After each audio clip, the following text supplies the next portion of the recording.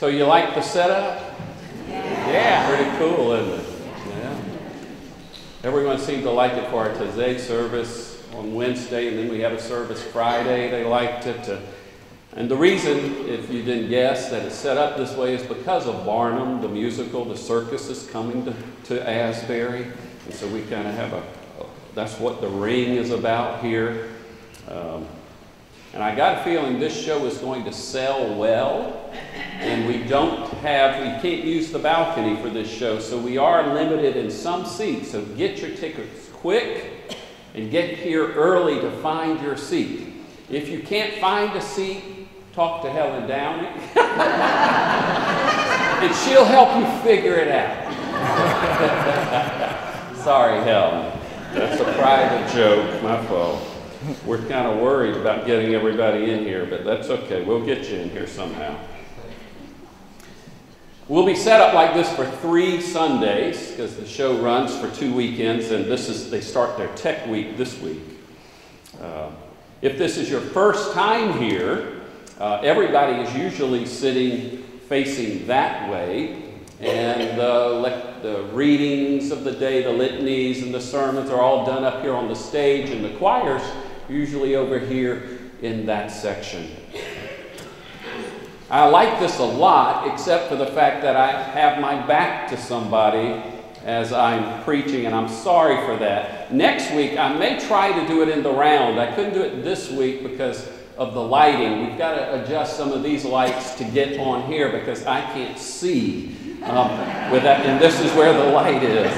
So when I was in theater, I used to do theater in the round, and I loved it, but the directors would direct the show, block the show, stage the show in such a way where you would be faced this way for a while, then you'd face here this way, so you wouldn't always have your back to somebody. That's what I'd like for this to do, but I can't do that for you today until we get the lighting fixed. But it's kind of neat to be packed in here. I'll never forget in 1993, when I first came to the church in June that year, we had 25 people. Our youngest member was 66. And we had a hot August day, a hot August Sunday, and our air conditioning broke. I mean, you would lose 15 pounds during a service if you sat in here. It was working on the other side of the building, and so we all ran into what was then the choir room. The choir room sat about 30 people at maximum. And in fact, we can't use that room for our choir now. They're in a larger space. But that room had air conditioning, so we crammed into that room. By then, the church had grown to about 35. And from a choir, we had 4 choir members when I came, and then we had about 8 at that time. But it was standing room only in that little room, instead of being all these holes in this space here. And so we said, wow, look, we're growing, we're packed. And so this kind of reminds me of that experience. Go tell folks we're growing, we're packed, but we'll find space for you. As most of you know, the logo for this church is a clown. A clown with outstretched arms. And the outstretched arms could mean a number of things. It could suggest welcoming and acceptance of one another. The outstretched arms could represent the crucified Christ. The outstretched arms could represent a joyful clown, saying, "This is the day the Lord hath made, let us rejoice and be glad in it." Or, "The joy of the Lord is my strength." Or the outstretched arms could represent all 3 of those things. That's the great power of a symbol and a metaphor. It doesn't have to mean just one thing. It's bigger than that. Now, religion and clowns go back a long, long way. You could go all the way back to the ancient prophets of the Hebrew Scriptures. Some of those prophets could have been considered holy fools. They did a lot of crazy things. They said a lot of crazy things. They were radicals. And then the Apostle Paul takes this holy fool notion to another level. In the passage that Helen read for us today, In this short passage, Paul uses the word foolish or foolishness 4 times. All through Corinthians, we hear Paul's theme of divine foolishness. And he calls us, followers of Christ, to be fools for Christ, clowns for Christ. Now, many people started taking this very seriously, and so many monks and other individuals started specifically being known as holy fools, people who would love extravagantly, foolishly. One of the main differences between a monk and a monk who became a holy fool is that the monk would pull away from society, would turn inward to draw closer to God, but the holy fool went out into society to love extravagantly and to offer radical messages, crazy, foolish messages, like if your neighbor strikes you on one side, offer him the other as well. Love your enemies and pray for those who persecute you. Holy fools. Every so often, I like to go online to read about the history of Christianity and clowns, especially since our logo's a clown. And if you Google Christianity and clowns, you will probably be led to websites about clown ministries. There are lots of them. A number of churches and organizations have formed clown ministries, and they go to hospitals and to nursing homes, or they help with the children in Sunday schools and so forth.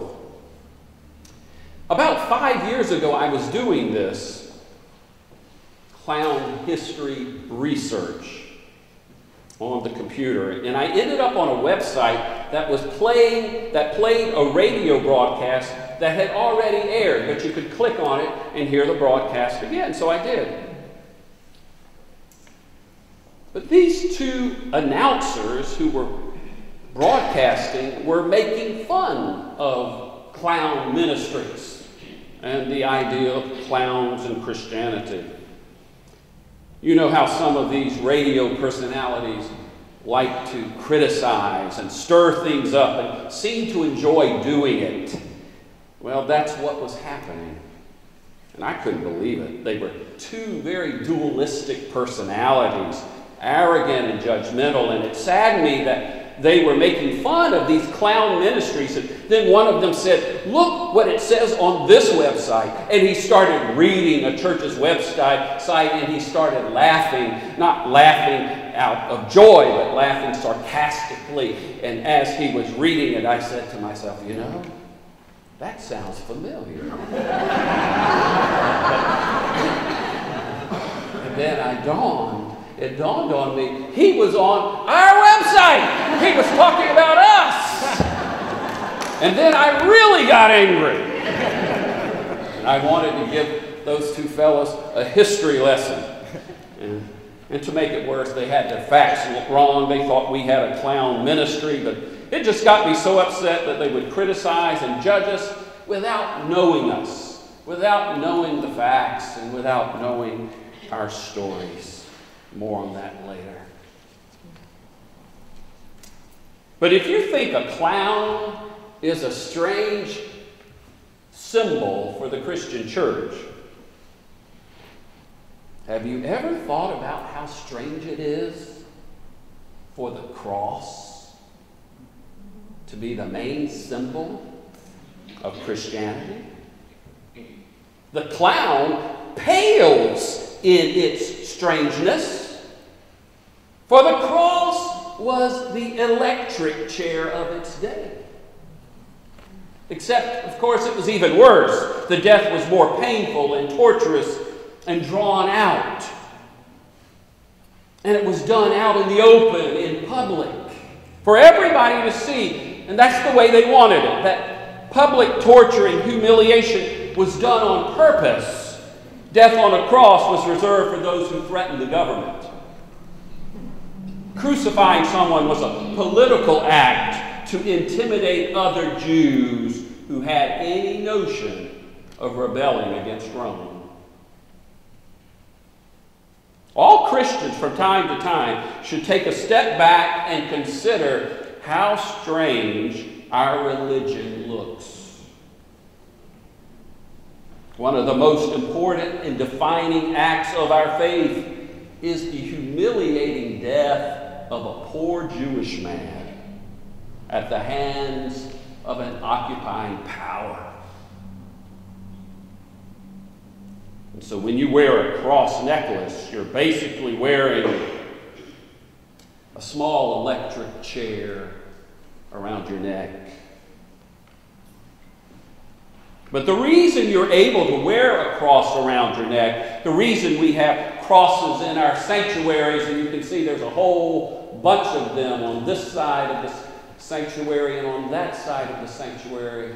Elizabeth Larracy's son designed those for us many, many years ago, long before I got here. But the reason we're able to have crosses and wear crosses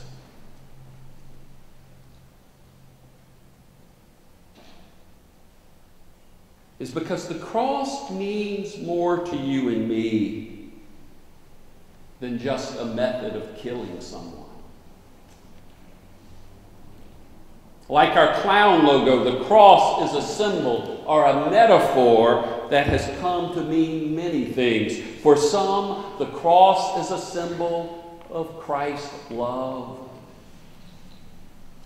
God's grace, unconditional love.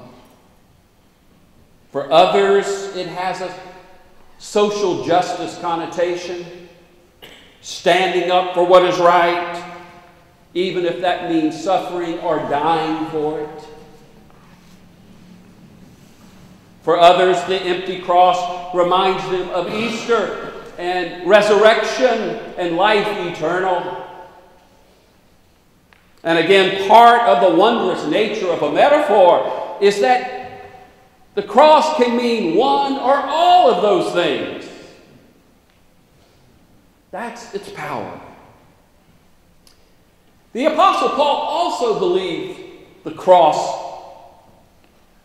saw the cross as a metaphor. He not only saw it in the literal sense, of course, of being a death machine, but he saw the cross as a paradox. For the message of the cross, he writes, is foolishness to those who are perishing, but to us who are being saved, it is the power of God. And by the way, this language of perishing and being saved, that's not the kind of perishing and being saved that kind of became American Christianity later. It's talking about feeling connected to God, life having meaning and purpose. He goes on to say, God chose what is foolish in this world to shame the wise. God chose what is weak in this world to shame the strong. God chose what is low and despised to accomplish God's will. Here's one way to interpret that paradox. We will not have experiences of growth and transformation. We will not grow strong unless we share our brokenness and weakness. Unless we are who we are, unless we are authentic. And we will die. Life will lose its meaning and purpose if we are not authentic, if we don't share our weakness, if we pretend we're something we're not. And so here is this image of Christ, stripped, naked, broken, beaten, stretched out on a cross, open and vulnerable to the world. For Paul, that is the process of experiencing life and transformation.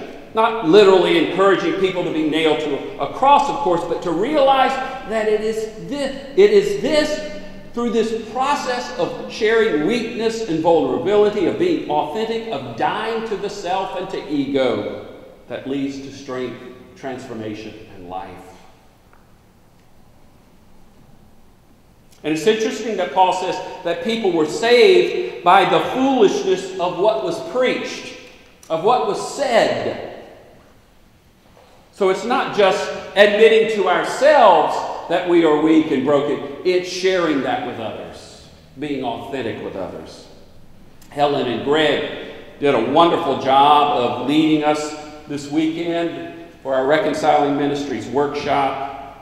They have given us some tools. They have given us really good information. But Greg, on Friday night, after we had met for a couple of hours, during the last third of that meeting, said, you know what? Said something like this: I have really done a lot of bad things in my life. He said it again. I have screwed up in my life. I have done a lot of bad things in my life. The workshop changes with something like that. It's not just an informational workshop. It's in that kind of sharing where it becomes more of an experience, where powerful things start to happen. When we really get to know each other and connect and identify with our humanness.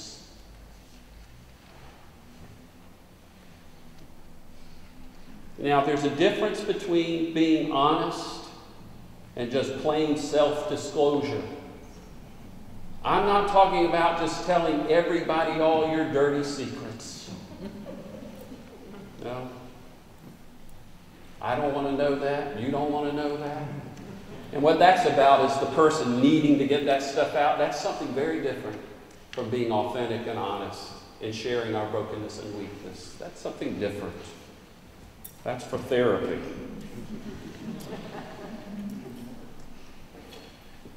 But folks, what I'm talking about is big stuff. I mean, it's what we need to do internationally.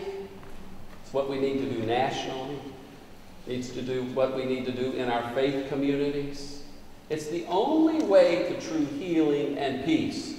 And you know how I know that? Because this is not only true for these big issues and big problems, it's true for our relationships with one another. It's true with your spouse, your partner, your husband, your wife.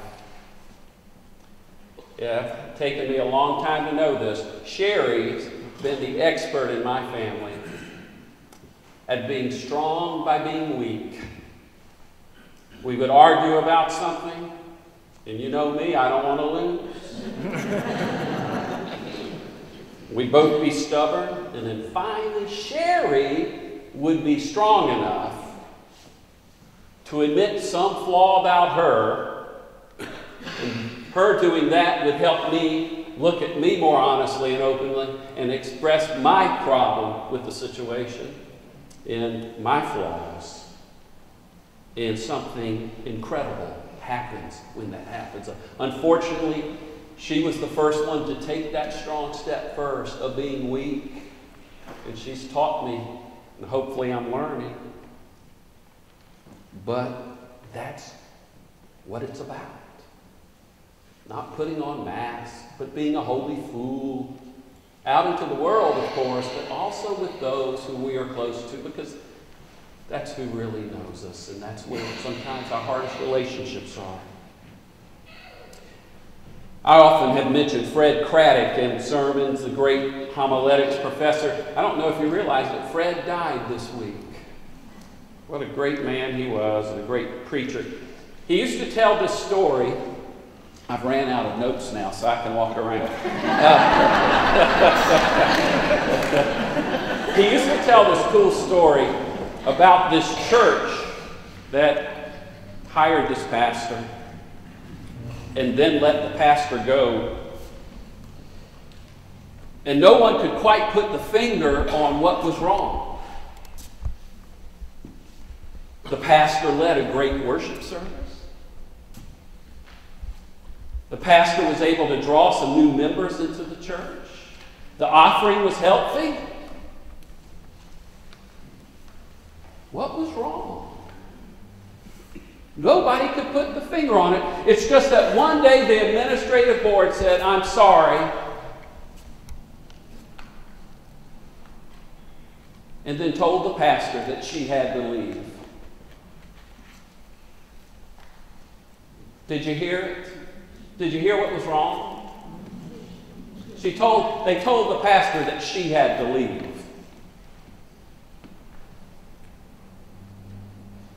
It's challenging to be a minister.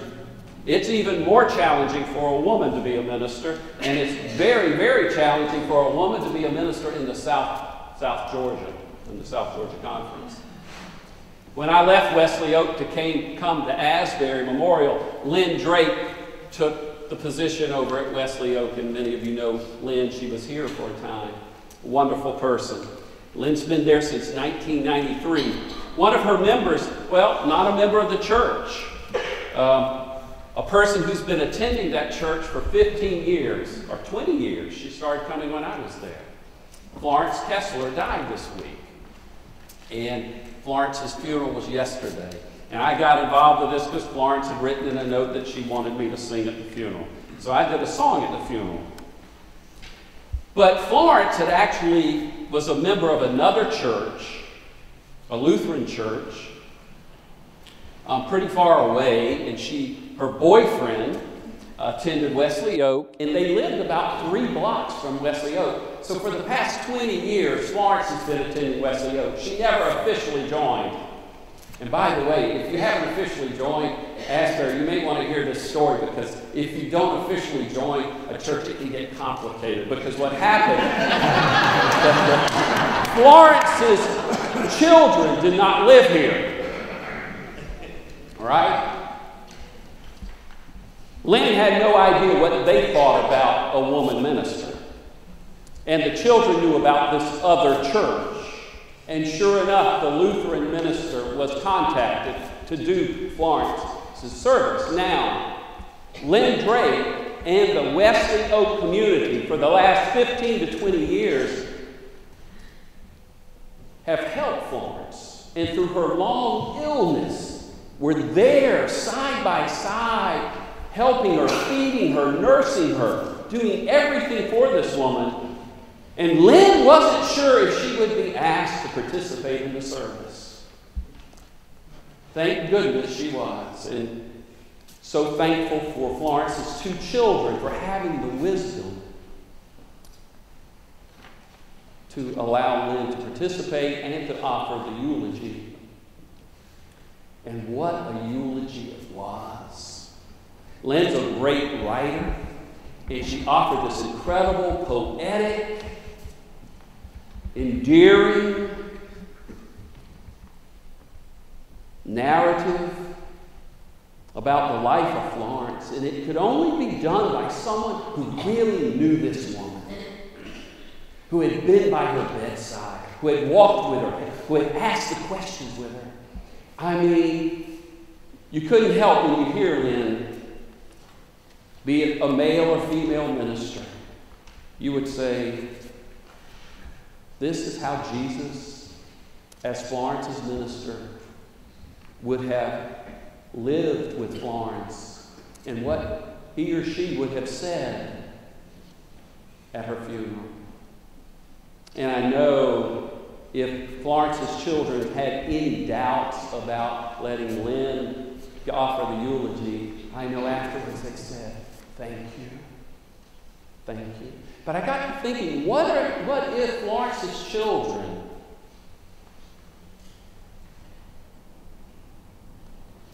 had responded like some of us feared or were concerned that they would not allow Lynn to participate?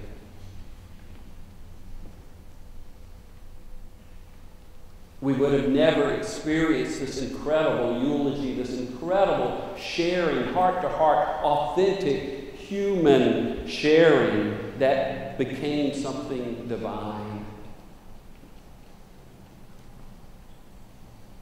And I think it would have happened. And I think that's what happens so much in our lives, that we go around with these feelings animosity for Republicans, for Democrats, for husbands and wives. And we never tell the story. We never share. And if we did,